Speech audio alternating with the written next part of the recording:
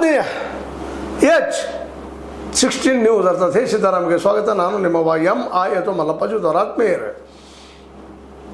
ಒಂದು ಕ್ಷಣ ನೋಡಿ, ಅಷ್ಟು ವೀಕ್ ಇದೆ ಸರ್, ಹೈಕಮಾಂಡ್ ಅಷ್ಟು ವೀಕ್ ಇದೆ ಸರ್, ಪದೇ ಪದೇ ಅವ್ರು ಬ್ಲ್ಯಾಕ್ ಮೇಲ್ ಒಳಗಾಗ್ಲಿಕ್ಕೆ. ಮತ್ತು ಅರ್ಥ ಅದೇ ಆಗ್ತದೆ. ಈಗ ನೋಡಿರಿ, ನಾಳೆ 1,000-2,000 ಸ್ವಾಮಿಗಳನ್ನ ಕೂಡಿಸಿರ್ತಾರೆ. ಅದ್ರಾಗ ಚಿಕ್ಕಪೇಟೆ ಸ್ವಾಮಿಗಳತ್ತು ಒಂದು ಸ್ಪೆಷಲ್ ಒಂದು ಕ್ಯಾಟಗರಿ ಐತಿ. ಅವತ್ತೇ ಅವರು ಚಿಕ್ಕಪೇಟೆ ಅಂತ ಒಂದು ದೊಡ್ಡ ಮಾರ್ಕೆಟ್ ಐತಿ ಬೆಂಗಳೂರಿನಾಗ. ಅಲ್ಲಿ ಕ್ಯಾಮಿ ತಂದು ಹಾಕಿ ಅವ್ರು ಕುಂಡ್ರಿಸ್ಬಿಟ್ಟಿರ್ತಾರೆ. ಯಡಿಯೂರಪ್ಪರಿಗೆ ಕೈ ಹತ್ತಿದ್ರು ಹುಷಾರ್, ವಿಜಯೇಂದ್ರ ಕೈ ಹತ್ತಿದ್ರು ಹುಷಾರ್, ಇಡೀ ನಾವೆಲ್ಲ ಮಠಾಧೀಶರು ನಿಮ್ಮನ್ನು BJP ಸರ್ವನಾಶ ಮಾಡ್ತೀವಿ ಅಂತ ಹೇಳ್ತಾರೆ.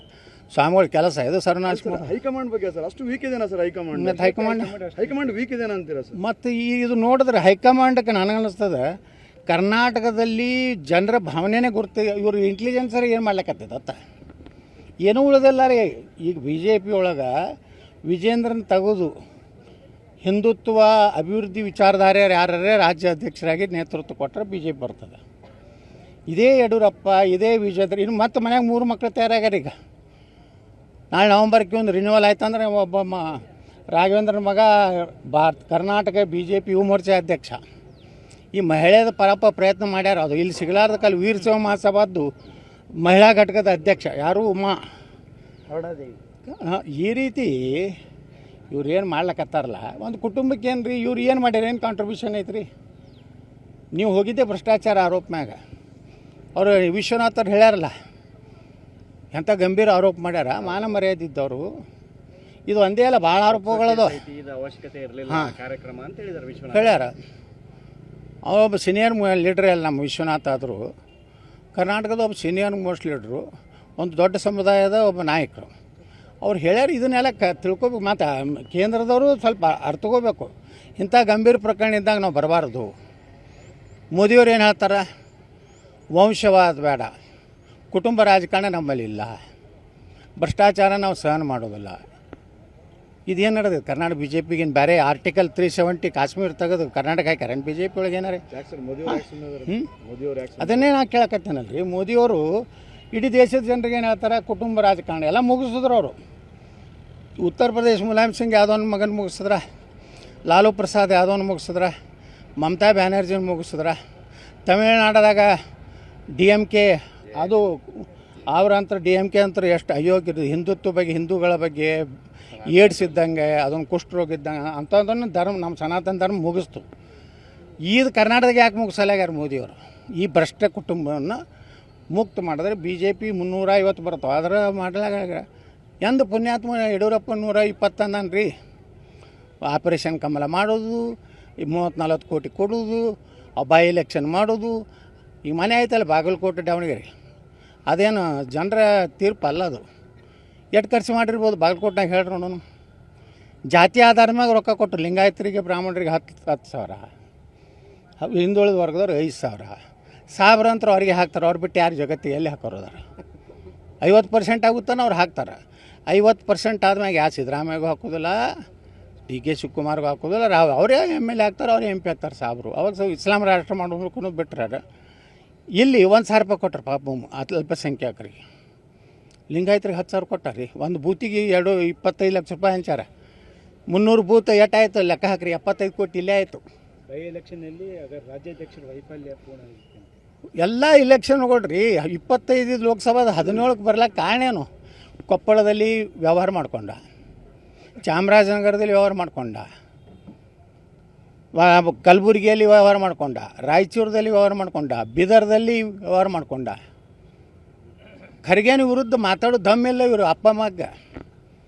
ಅವ್ರ ಅಪ್ಪ ಮಗನ ವಿರುದ್ಧ ಈ ಅಪ್ಪ ಮಕ್ಕಳು ಮಾತಾಡೋದಿಲ್ಲ. ಅವ ಹೆಂಗತ್ತಾರ ಖರೆ ಪ್ರಿಯಾಂಕಾ ಖರ್ಗೆ ಗುರ್ತತಾನೆ ರೀ.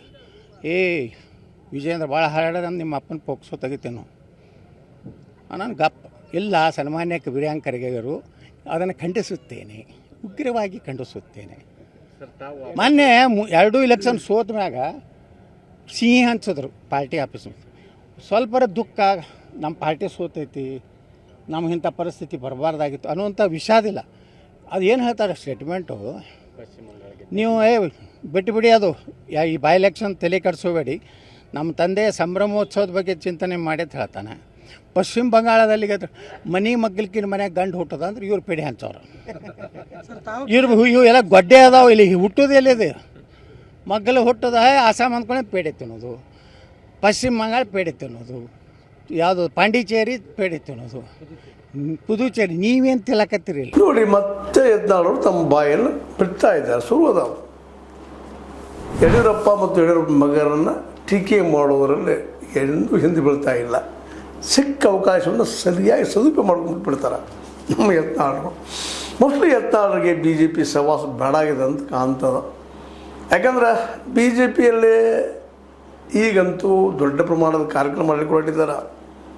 ಯಡಿಯೂರಪ್ಪರ 50 ವರ್ಷಗಳ ಹೋರಾಟದ ಬಗ್ಗೆ ಅದನ್ನು ಟೀಕಾ ಮಾಡ್ತಾ ಇದ್ದಾರೆ ನಮ್ಮ ಯತ್ನಾಳರು. ಅಡ್ಡಿಲ್ಲ, ಅವ್ರ ಅಭಿಪ್ರಾಯ ಹೇಳ್ತಾ ಇದ್ದಾರೆ, ತಪ್ಪಲ್ಲ, ಪ್ರಜಾಪ್ರಭುತ್ವದಲ್ಲಿ ನಡೆಯುವಂಥದ್ದು.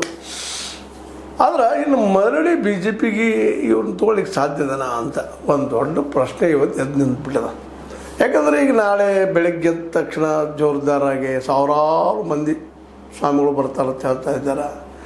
ಅವರನ್ನು ಕೂಡಿಸ್ಕೊಳ್ತಾರೆ, ತಮ್ಮ ಶಕ್ತಿ ಪ್ರದರ್ಶನ ಮಾಡ್ತಾ ಇದ್ದಾರೆ. ಸಿದ್ದರಾಮೋತ್ಸವದಂಗೆ ತಮ್ಮದು ದೊಡ್ಡ ಮಾಡಬೇಕು ಅಂತೇಳಿ, ಡಿ ಕೆ ಶಿವಕುಮಾರ್ ಅವ್ರ ಕನಕೋತ್ಸವದಂಗೆ ಮಾಡಬೇಕು. ಕಾಂಗ್ರೆಸ್ಸಿಗೆ ತಾವು ಬಿ ಜೆ ಪಿಗರೂ ಅದರಲ್ಲಿ ಯಡಿಯೂರಪ್ಪರಷ್ಟ ಪ್ರತಿಸ್ಪರ್ಧಿಗಳು ಅಂತ ತೋರಿಸ್ಕೋಬೇಕು ಅನ್ನೋಂಥ ಪ್ರಯತ್ನವನ್ನು ಮಾಡ್ತಾ ಇದ್ದಾರೆ. ತಮ್ಮ ಮಗನ ಬೆಳೆಸುವಂಥ ಪ್ರಯತ್ನ ಮಾಡ್ತಾ ಇದ್ದಾರೆ. ಇವೆಲ್ಲ ಪ್ರಯತ್ನಗಳ ಮಧ್ಯದಲ್ಲಿ ನಮ್ಮ ಯಡಿಯೂರಪ್ಪನವರ ಈ ವಿರೋಧಿ ಯತ್ನಾಳರು ಜೋರ್ದಾರಾಗಿ ಮಾತಾಡ್ತಾ ಇದ್ದಾರೆ. ನವೆಂಬರ್ದಲ್ಲಿ ಅಧ್ಯಕ್ಷ ಸ್ಥಾನ ಬದಲಾಗುವುದದ, ಅದಕ್ಕಾಗಿ ಇದೆಲ್ಲ ಮಾಡ್ತಾ ಇದ್ದಾರೆ ಅಂತ ಹೇಳ್ತಾ ಇದ್ದಾರೆ. ಇರ್ಬೋದು, ಇಲ್ಲಂತಲ್ಲ, ತಪ್ಪಂತೇನೂ ಅಲ್ಲ. ಹೌದು, ಭ್ರಷ್ಟಾಚಾರ ಹೌದು, ಆರೋಪ ಅದ, ಜೈಲು ಹೋಗಿ ಬಂದಿದ್ದಾರೆ, ಅದು ಇನ್ನು ಸುಳ್ಳೇನಲ್ಲ. ಇಡೀ ಕರ್ನಾಟಕ ಜನಕ್ಕೂ ಗೊತ್ತದ ತಪ್ಪುಗಳಾಗಿದ್ದು. ಅದಾದರೂ ಅದೇ ಕಾಲಕ್ಕೆ ಕಮಲ ಆಪರೇಷನ್ ಮಾಡಿ ಸರ್ಕಾರ ಮಾಡಿದ್ದು ಎಲ್ಲರಿಗೂ ಗೊತ್ತಿದ್ದ ವಿಷಯ ಅದ. ಅದು ಯತ್ನಾಳರು ಇವುಗಳನ್ನು ಎತ್ತಿ ತೋರಿಸ್ತಾ ಇವರೊಬ್ಬರ ಪ್ರಶ್ನೆ ಮಾಡೋರು ಯಾರೂ ಇಲ್ಲ, ಎಲ್ಲ ಸಜ್ಜನರದಾರ ಅನ್ನುವಂಗೆ ಮಾತಾಡೋದು ಮಾತ್ರ ಯಾಕೋ ಏನೋ ಗೊತ್ತಿಲ್ಲ. ಇರಲಿ, ಮಾತಾಡ್ತಾ ಇರಬೇಕಾಗ್ತದೆ. ಯಾಕಂದರೆ ವಿಶೇಷ ಒಬ್ಬ ಟೀಕೆ ಮಾಡೋಂಥ ವ್ಯಕ್ತಿ ಇದ್ದರೆ ಎದುರಾಳಿ ಎಚ್ಚರ ಇರ್ತಾನೆ ಅನ್ನುವಂಥದ್ದು.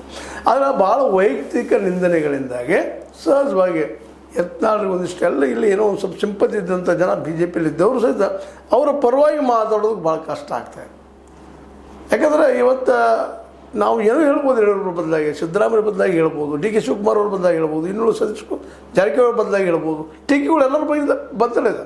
ಅವ್ರು ಪೆಲ್ಲ ರಾಜಕಾರಣದಲ್ಲಿ ಇವತ್ತು ಅನಿವಾರ್ಯದ ರೀ. ದುಡ್ಡ ಶ್ರಮದಿಂದ ದುಡಿದ ಮುಂಜಾನೆ ಸಾಯಂಕಾಲದಲ್ಲಿ ಪ್ರಾಮಾಣಿಕ ದುಡಿದ್ರೆ ನಮ್ಮ ಹೊಟ್ಟೆ ತುಂಬಲಾರ ಪರಿಸ್ಥಿತಿ ಇವತ್ತು ಈ ದೇಶದ. ಇಲ್ಲಿ ಜನರ ಪರಿಸ್ಥಿತಿ ಹೆಂಗೆ ಹೊಟ್ಟೆ ತುಂಬಲಾರ ಪರಿಸ್ಥಿತಿ. ಅಂಥದ್ರಾಗ ಇವರು ಸಾವಿರಾರು ಕೋಟಿ ರೂಪಾಯಿಗಳನ್ನು ಸಂಗ್ರಹ ಮಾಡಿಕೊಂಡಂಥವ್ರು. ಅವ್ರು ಅನಿವಾರ್ಯವಾಗಿ ಭೂಮಿ, ಉಸುಕ, ಸಾರಾಯಿ, ಮಾಫಿಯಾ ಎಲ್ಲ ಮಾಡಲೇಬೇಕಾಗ್ತದೆ. ಮೇಲೆ ಈ ವ್ಯಾಪಾರಿಗಳಿಂದ ಪಾರ್ಟಿ ಫಂಡ್ ತೊಗೊಳ್ಳೇಬೇಕಾಗ್ತದೆ. ಅದರಿಂದ ರಾಜಕಾರಣ ಸಾಧ್ಯನೇ ಇಲ್ಲ. ಎಂಥ ಕೇಜ್ರಿವಾಲ್ರು ಬಂದಿದ್ರು, ನಾವು ಏನೂ ಮಾಡೋದಿಲ್ಲ, ನಾನು ಪ್ರಾಮಾಣಿಕ, ನಾವು ಸಜ್ಜಿಕೊಂಡು ಹೋದರು. ಇವತ್ತು ಆ ಒಂದು ಕಾರ್ಪೊರೇಟ್ಗಳನ್ನು ತೆಗೆದುಕೊಂಡದಕ್ಕಾಗಿ ಕೇಜ್ರಿವಾಲ್ ಸಹಿತ ಕೆಟ್ಟ ಹೆಸರು ಬಂತು. ಚಡ್ಡ ಏನು ಮಾಡಿದ್ರು ಕಡೆಗೆ, ಅವ್ರ ಗೆಳೆಯರು ಏನು ಮಾಡಿದರು? ಇವತ್ತು ಕೇಜ್ರಿವಾಲ್ನ ಲಂಗ ಮಾಡಿಬಿಟ್ರು ಜಗತ್ತಿನ ಮುಂದೆ. ಇಲ್ಲಪ್ಪ ಇವನು ಭ್ರಷ್ಟ ಇದ್ದಾನೆ ಅನ್ನೋಂಗೆ ತೋರಿಸ್ಕೊಟ್ರು. ಯಾಕಂದ್ರೆ ಕೆಲವೊಂದು ಭ್ರಷ್ಟರ ಸಹವಾಸ ಸಹಿತ ನಮಗೆ ಕೆಟ್ಟ ಹೆಸರು ಕೊಡ್ತಾರೆ. ಅವ್ರು ಪ್ರಾಮಾಣಿಕ ಇರ್ಬೋದು, ಇಲ್ಲ ಅಂತಲ್ಲ. ಅದೇ ರೀತಿ ಇವರು ಸಹಿತ ಈ ರಾಜಕಾರಣದಲ್ಲಿ, ಇವತ್ತಿನ ರಾಜಕಾರಣದಲ್ಲೇ ಅನಿವಾರ್ಯವಾಗಿ ಕೆಲವೊಬ್ರು ದುಡ್ಡು ಹೆಚ್ಚು ಸಂಗ್ರಹ ಮಾಡಿರ್ಬೋದು, ಇನ್ನು ಕೆಲವೊಬ್ರು ಕಡಿಮೆ ಮಾಡಿರ್ಬೋದು. ಆದರೆ ಇದನ್ನೆಲ್ಲ ಮೀರಿಯೂ ಜನಪರವಾಗಿ ಏನು ಕೆಲಸ ಮಾಡ್ತಾ ಇದ್ದಾರೆ ಅನ್ನೋದ್ರ ಬಗ್ಗೆ ಸಹಿತ ಕೌಂಟ್ ಆಗ್ತಾ ಇರ್ತದೆ. ಎಲ್ಲಿವರೆಗೆ ಜನ ಜಾಗೃತಿ ಆಗೋದಿಲ್ಲವೋ, ಒಂದರೆ ಜನ ಜಾಗೃತಿ ಅಂದರೆ ಇವನ್ ಯತ್ನಾಳ್ ಸಹಿತ ಆಯ್ಕೆ ಆಗುವುದಿಲ್ಲ. ತಲೆಯಲ್ಲಿ ಯತ್ನಾಳ್ ತಲೆಯಲ್ಲಿ ಅವ್ರ ಮೇಲೆ ಆರೋಪಗಳಿದ್ದಾವೆ.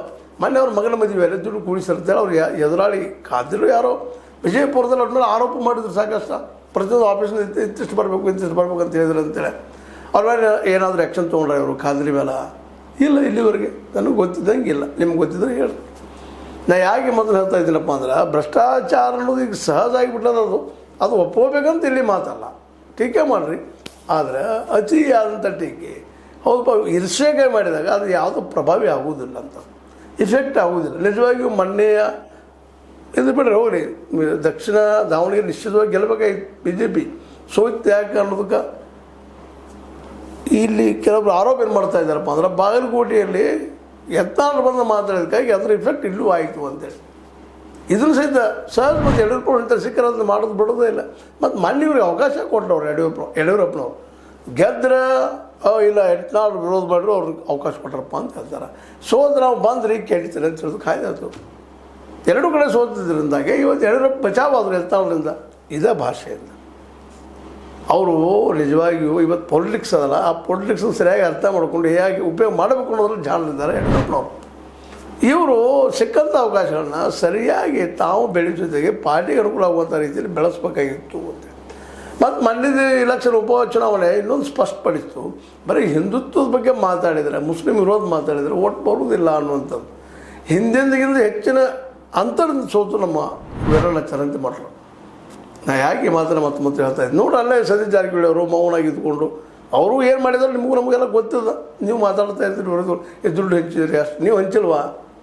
ನೀವು ಹಂಚಿದ್ರಿ, ಅದನ್ನು ಸ್ವತಃ ಒಪ್ಕೊಳ್ತಾರೆ ಸತೀಶ್ ಅವರು. ಅವರು ಹೌದಿಲ್ಲ ದುಡ್ಡು ನಡೀತಿಲ್ಲಪ್ಪ ಅಂತಾರೆ, ಅವರು ಅದನ್ನು ಅಲ್ಲಗಳಿದಿಲ್ಲ. ನಾ ಹೇಳೋ ಉದ್ದೇಶ ಅಂದರೆ ಅದೇ ಸತೀಶ್ ಅವರು ಅಲ್ಲಿ ನಿಂತ್ಕೊಂಡು ಸಿದ್ದರಾಮಯ್ಯ ಸಹಕಾರ ತೊಗೊಂಡು ಮತ್ತೇನು ಮಾಡಿಕೊಂಡು ತಮ್ಮ ಕ್ಯಾಂಡಿಡೇಟನ್ನು ಆರಿಸ್ಕೊಂಬಂದರು ಮೇಟಿ ಅವ್ರನ್ನ. ನೀವು ಹೋದವರು ಅವ್ರು ಬೀಳೋದು ಕಷ್ಟ ಅಲ್ಲ, ಈ ಒಂದು ದಾವಣಗೆರೆಯಲ್ಲಿ ಬೀಳೋದು ನೀವು ಕಾರ್ಯಕರ್ತರ ಇದೇ ಭಾಷೆಯಿಂದ ನೀವು ಒಳ್ಳೆ ನಾಯಕರು ಇದ್ದೀರಿ, ಅದರಲ್ಲಿ ಎರಡು ಮಾತಿಲ್ಲ. ಯತ್ನಾಳರ ಭಾಷಾ ಜ್ಞಾನ ಚೆನ್ನಾಗಿದೆ, ಅದಕ್ಕಿಂತ ಮುಖ್ಯವಾಗಿ ಜಗತ್ತಿನ ತಿಳುವಳಿಕೆನೂ ಸಾಕಷ್ಟು ಅದ ರೀ. ಆದರೆ ಅತಿಯಾದಂತಹ ಒಂದು ಅತಿರೇಕದ ಮಾತುಗಳು, ಒಂದನೇದು ಮುಸ್ಲಿಂ ವಿರೋಧವಾಗಿ ಅತಿರೇಕದ ಮಾತು ಮಾತಾಡೋದು ಹೋಗುವಂಥದ್ದು. ಒಳ್ಳೆಯವರು ಇದ್ದಾರಲ್ಲ ಮುಸಲ್ಮಾನರಲ್ಲೇ, ಅದನ್ನ ನಾವು ಸ್ವೀಕಾರ ಮಾಡ್ಕೋಬೇಕಾಗ್ತದೆ. ಇಲ್ಲ ಒಂದು ಧರ್ಮಾಂಧತೆ ಇದ್ದಂಥ ಮುಸಲ್ಮಾನರಿದ್ದರೆ, ಹಿಂದೂಗಳಿದ್ದರೆ ಟೀಕೆ ಮಾಡೋರು. ಸ್ವತಂತ್ರವಾದ ಮೀಡಿಯಾಗೆ ಬೇಕಾಗಿರುವುದು ಸ್ವತಂತ್ರ ಧ್ವನಿ. ಆ ಸ್ವತಂತ್ರ ಧ್ವನಿ ಉಳಿಸಲು ನೀವು ಮಾಡಬೇಕಾದದ್ದು ಇಷ್ಟೇ. ಅದೇನಪ್ಪಾ ಅಂತಂತಂದ್ರೆ ನಿಮ್ಮ ಕೈಲಾದಷ್ಟು ಸಹಾಯ ಈ ಚಾನಲ್ಗೆ ಮಾಡಿ ಹಾಗೂ ನಿಮ್ಮ ಧ್ವನಿಯನ್ನು ಕಾಪಾಡಿಕೊಳ್ಳಿ. ಈಗ ನೀವು ಧರ್ಮಾಂಧತೆ ನೆಲಗಟ್ಟಲೆ ಮಾತಾಡೋಕೈತೆ, ನಿಮ್ಮ ಟೀಕೆ ಮಾಡುವಂಥ ಅನಿವಾರ್ಯ ಆಗ್ತದೆ. ಅದೇನೂ ಇರಲಿ, ನಾಳೆನದ ಬೆಳಗ್ಗೆ ಇವತ್ತು ನೀವು ಸ್ವಾಮಿಗಳ ಬಗ್ಗೆ ಟೀಕಾ ಮಾಡ್ತೀರಿ, ಮತ್ತೊಂದ್ರ ಬಗ್ಗೆ ಟೀಕಾ ಮಾಡ್ತೀರಿ, ಭ್ರಷ್ಟಾಚಾರದ ಬಗ್ಗೆ ಹೇಳ್ತೀರಿ, ಮತ್ತು ಇವನ್ BJP ಮೇಲೆ ಸಹ ಅಟ್ಯಾಕ್ ಮಾಡ್ತಾ ಇದ್ದೀರಿ. BJPಯಲ್ಲಿ ಇದು ವಿಚಾರ ಮಾಡಬೇಕಿದ್ದು ಮಾಡಲಿಲ್ಲ ಅಂತ ಹೇಳ್ತಾ ಇದ್ದೀರಿ. ಅಂದ್ರೆ BJP ಬಾಗಿಲು ನೀವು ಬಂದ್ ಮಾಡ್ತಾ ಇದ್ದೀರಾ. ಇವತ್ತಿನೆಲ್ಲ ಇಂಟರ್ವ್ಯೂ ನೋಡಿದಾಗ, ನೀವು ಮಾತಾಡಿದ್ದನ್ನು ಗಮನಿಸಿದಾಗ ಸಹಜವಾಗಿ ಅನಿಸ್ತದೆ ಇವ್ರು ಬೇಡಾಗ್ಯದಪ್ಪ BJP, ಅದಕ್ಕೆ ಹಿಂಗೆ ಮಾತಾಡ್ತಾ ಇದ್ದಾರೆ ಅಂತೇಳಿ. ಏನೂ ಇರಲಿ, ಯತ್ನಾಳ್ ಮಾತ್ರ ಟೀಕೆ ಮಾಡಿದರೆ ಸತ್ಯ ಇಲ್ಲ ಅಂತ ನಾವು ಹೇಳ್ತಾ ಇಲ್ಲ. ಭ್ರಷ್ಟಾಚಾರದ ಬಗ್ಗೆ ಆಯಿತು, ಮತ್ತೊಂದ್ರ ಬಗ್ಗೆ ಆಯಿತು, ಎಲ್ಲನೂ ಸತ್ಯನೇ ಇದ್ದಾವೆ. ಅದು ಸಹಜದ. ಯಡಿಯೂರಪ್ಪನವರು ತಮ್ಮ ಮಗನ ಬೆಳೆಸ್ಕೊಳ್ಳೋ ಸಲುವಾಗಿ ಇದೆಲ್ಲ ಮಾಡ್ತಾ ಇದ್ದಾರೆ. ಇವನು ಮತ್ತೇನು ಹೇಳ್ತಾರೆ, ಮನೆ ಮತ್ತೆ ಇನ್ನೊಂದಿಬ್ಬರು ಇದ್ದಾರೆ, ರಾಘವೇಂದ್ರ ಮಗನ ಬರ್ತಾ ಇದ್ದಾರೆ, ಅದು ಇದು ಅಂತೇಳಿ ಎಲ್ಲರೂ ಮಾಡ್ತಾ ಇದ್ದಾರೆ. ಇದು ಎಲ್ಲರಿಗೂ ಅಪ್ಲೈ ಆಗ್ತದೆ. ಇವ್ರದ್ದು ರಾಜಕಾರಣಿಗಳಿಗೆ ತಮ್ಮ ಮಕ್ಕಳನ್ನ ಬೆಳೆಸ್ಕೊಳ್ತಾ ಇದ್ದಾರೆ. ಎಲ್ಲೋ ಪಾಪ ಮೋದಿಯವರು ಬದುಕಿನಲ್ಲೇ ಅವರು ಏನು ಜೀವನದ ತೊಂದರೆ ಅನುಭವಿಸಿದ್ರು, ಏನೋ ಆಯಿತು, ಡಿಸ್ಟೆನ್ಸ್ ಉಳಿತು ಗಂಡ ಹೆಂಡರ ಮಧ್ಯೆಲ್ಲ. ಅವ್ರ ಪಾಪ ಮಕ್ಕಳಾಗಲಿಲ್ಲ, ಮಕ್ಕಳನ್ನು ಇವರು ಜಗತ್ತ ಮಕ್ಕಳನ್ನು ತಿಳ್ಕೊಂಡ್ರು ಅವರು. ಹೀಗಾಗಿ ಅವ್ರು ನಾವು ಆ ವಿಷಯದಲ್ಲಿ ನಾವು ಯಾರೂ ಟೀಕೆ ಮಾಡೋಕ್ಕೆ ಬರ್ದಂಗೆ ಆಗೋಗ್ಬಿಟ್ಟಿತ್ತು. ಆದ್ರೆ ಉಳಿದವರಾಗಿಲ್ಲಾರ ಈ ಯಡಿಯೂರಪ್ಪನವರಾಯಿತು, ಅನೇಕ ರಾಜಕೀಯ ನಾಯಕರ ಇವತ್ತು ತಮ್ಮ ಮಕ್ಕಳಾಗಿ ಬೆಳೆಸೋ ಪ್ರಯತ್ನ ಮಾಡ್ತಾರಪ್ಪ ಅಂದ್ರೆ ಇನ್ನೊಬ್ಬರ ಮೇಲೆ ಅವ್ರ ನಂಬಿಕೆ ಇಲ್ಲ, ಅಥವಾ ಇನ್ನೊಬ್ರು ಬೆಳೆಸೋ ಆಸಕ್ತಿ ಇಲ್ಲ. ಏನೋ ಒಟ್ಟಿನಲ್ಲೇ ನಾ ಯತ್ನಾಳ್ ಇವತ್ತು ಟೀಕೆ ಮಾಡಿದ್ದು BJPಗೆ ಶಾಶ್ವತವಾಗಿ ಬಾಗಿಲ ಲಗಳೆ ಹಾಕ್ಕೊಂಡ್ರ ಇವರು ಅಂತೇಳಿ.